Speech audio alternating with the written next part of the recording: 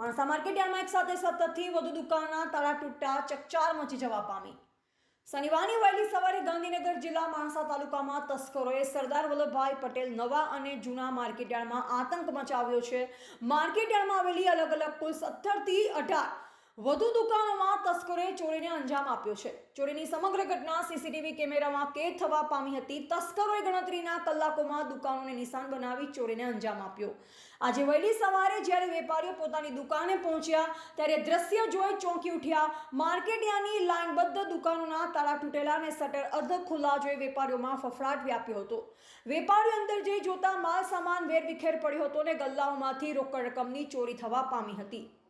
ચોરીના પગલે ડીવાયએસપી માનસી મીણા પોતાના સ્ટાફ સાથે માર્કેટયાર્ડ પહોંચ્યા। પોલીસે પરિસ્થિતિની ગંભીરતાને જોઈ ડોગ સ્ક્વોડ અને ફિંગરપ્રિન્ટ એક્સપર્ટની મદદથી વધુ તપાસ હાથ ધરી છે।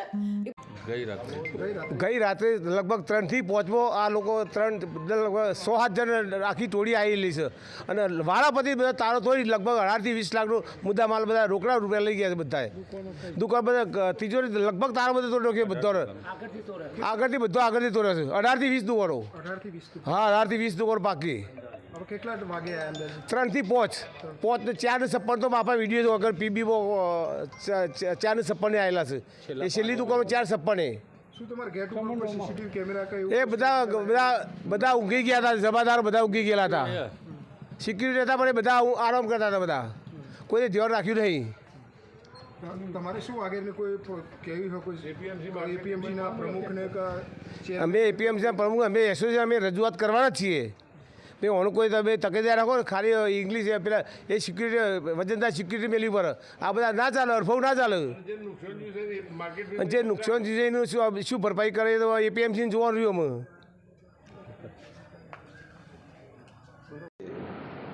લગભગ મને 5:30 વાગે ફોન આવ્યો કે માણસા માર્કેટયાર્ડમાં તસ્કરોનો આવ્યા છે અને એમને લગભગ 17 થી 18 દુકાનોનો તારો તોડ્યો છે।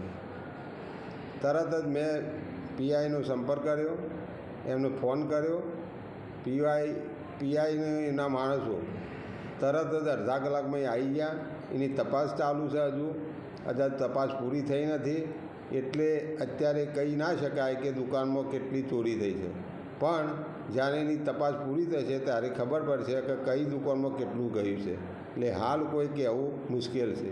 બીજી વાત કરું તો રાત્રે અમારા એપીએમસીમાં 3 સિક્યુરિટીવાળા છે।